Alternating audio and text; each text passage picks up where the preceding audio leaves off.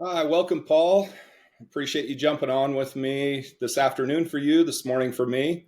Of course. Um, yeah, just wanted to introduce you to some of our customers, Hmm. as well as the team that may not know who you are and kind of our background.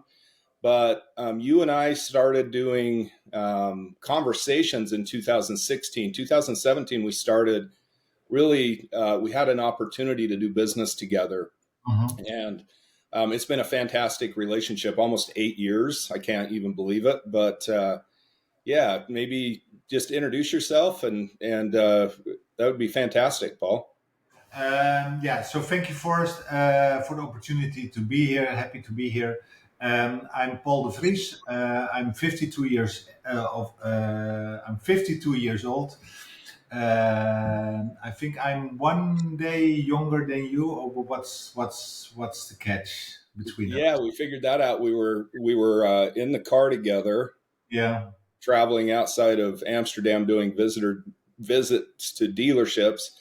And your birthday was coming up or something, and I asked you what day your birthday was, June 1st, Yeah. and mine's May 30th of 72. So yeah, we were born a day apart. Honestly, it was crazy. Yeah, so I'm the reseller of Calldrip in Europe, which was not the intention from the get go. We came across multiple times through different people, and my mission was always in Europe, but mostly in the Netherlands and Belgium, to make online automotive better, and especially with lead handling. And lead handling was very important for me, for our business, and that was something I was very passionate about still for the last 20 years. And I am a former SsangYong, which is a Korean brand and a Chrysler dealer. And I was at the front in 1998, 2000 in that online automotive piece where it actually started and where I'm getting the first leads in 1998 on my Nokia 66110 or something. And I'm getting a text that I'm getting an email and I'm getting a lead. And I knew back then that I have to follow up very quickly within 15 minutes. And from there on, I built a business, nieuweautokopen.nl, which was the first website in Europe where you actually can buy a new car from any brand online. But the way we did it was by following up leads. So I'm starting to write about that topic on online lead handling, etc. Eventually sold the business to eBay classified group in 2015, and then I needed something to do actually. So I was consultant, I was an presenter, I was making articles, making books about it. And then I was asked by Toyota to help them to figure out online lead handling. It should be faster in their opinion. And then our marriage in heaven and took place. It was just that kind of moments where two people or two companies came across each other and actually looking into each other's eyes, and there was a match. So and from then on I never looked back actually, because the system is actually what I needed all those years eventually as well, if that Yeah, makes. yeah, and from the first time I met you, I remember your reaction. I was so excited to actually meet with you, and we were actually at Marketplace building. Marvelous office, Yeah, we were in the office. I had done a presentation, and you stood up and you said, "This will never work here," yeah, yeah, yeah. and you left. And I was so disappointed. And then it took me about a year and a half of multiple touch points because I knew you were the right person once the light bulb flipped on or the opportunity presented itself. And it just, like you said, a No, perfect. it was the opportunity because back then I had my own BDC, and it is not that difficult if you have a process and the process will say if the delete is coming in, you have to call within a minute. You don't need a system. And I had a process where we actually are calling within a minute. So that's the process. And somebody told me it's only for the lazy dealers, but we don't have lazy dealers. We have just opportunistic dealers or opportunistic salespeople who want to have that easy layup. And a lead is not always an easy layup. So we have to make that happen. And with the system, it is going to be an easy layup if you presented it like that. And that was not in my mindset back then, because I had a BDC. But when I lost that BDC, and I was a consultant for Toyota, then the opportunity presented itself. Yeah, yeah, it was perfect timing, and like you said, it just everything kind of aligned. Yeah. I remember you were at Digital Dealer in Las Vegas, Yeah. 2017. You said, "Are you going to be here?" I had no plans to be there. You said Mm. there might be an opportunity, and I booked a flight and was there in a couple of hours, and Yeah. set with you and a few other people that we still see it every year at the NADA show. So Yeah. yeah, you've got some long-term relationships, people you deal with. It's fantastic. Sure. Speaking of NADA, this year's show, what an experience! Holy cow! Yeah, it Um, was an experience. you had quite the saga of the getting to the show. Mhm. Yes and no. Actually, it was a great journey. We had a lot of laughs. We had a lot of adventure, and we made it happen. So we know on Monday evening that the connection between Atlanta and New Orleans was closed. That the airport was closed. So I rented immediately 4 SUVs. So I was prepared. So when we landed in Atlanta, we know exactly with the 14 people traveling with us what we have to do. Just drive to New Orleans. Yeah, very cool. It was a trip that nobody in that group will ever forget. Yeah. What were some of the main takeaways from this year's show that you got out of it? Yeah, so every year we have kind of a buzzword, right? Digital retailing, customer data platform, big data. Now it was AI for sure. But you saw a lot of vendors trying to make sense of AI. And I'm a big supporter about AI in a good way, in a good manner. And I think the way we use it on the Calldrip system by texting or by scoring, we are doing just that, just being the assistant of the sales manager, the assistant of the salesperson, but never the dominant player.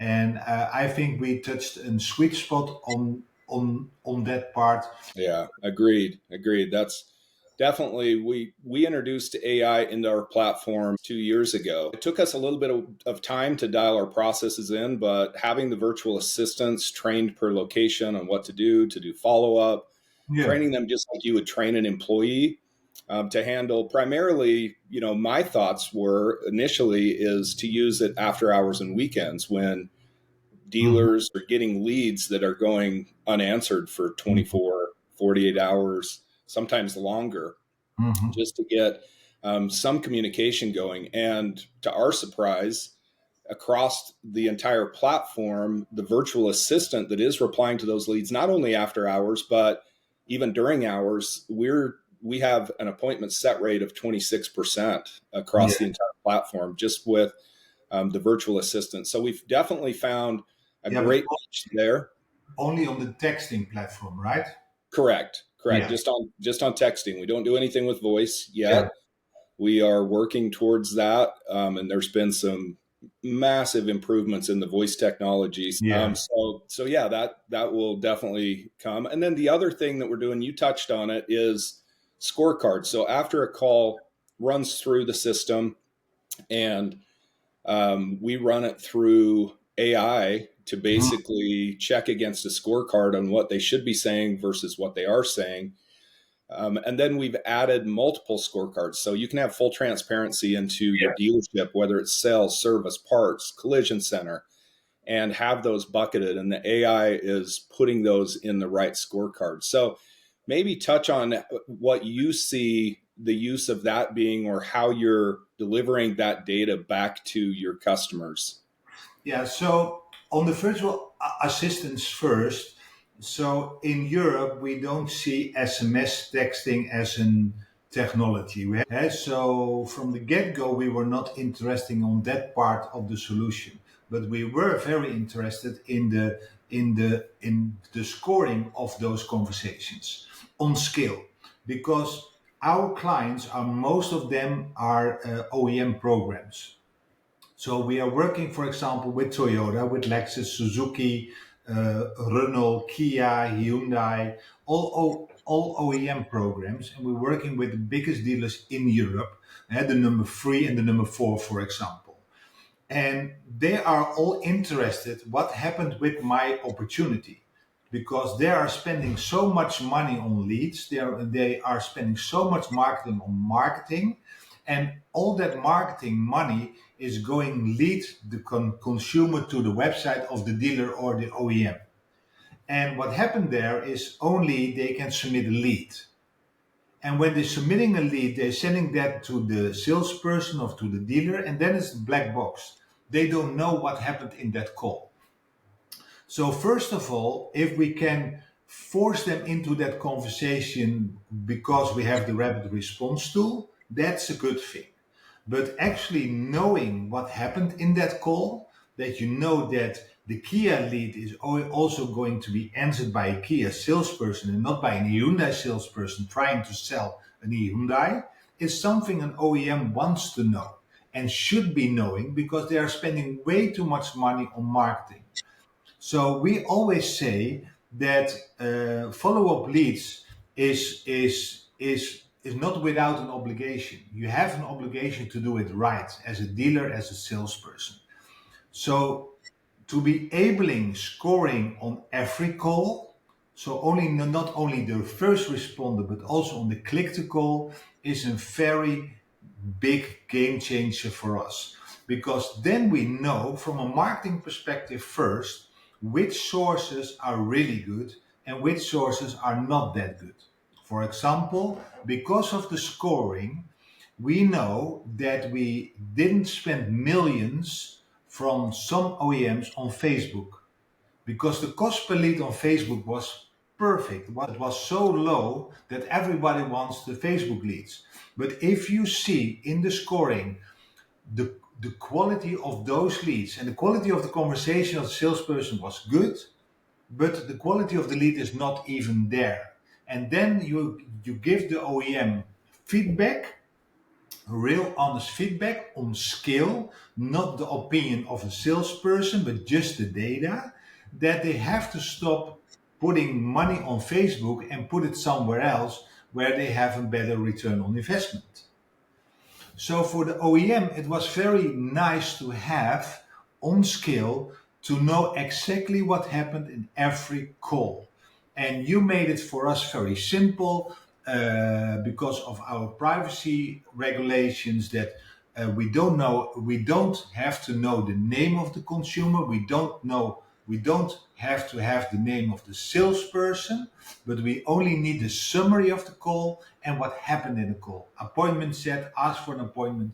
And then you know as an OEM which sources are good, which sources are bad, and also which dealers and which salespersons are better at it than somebody else.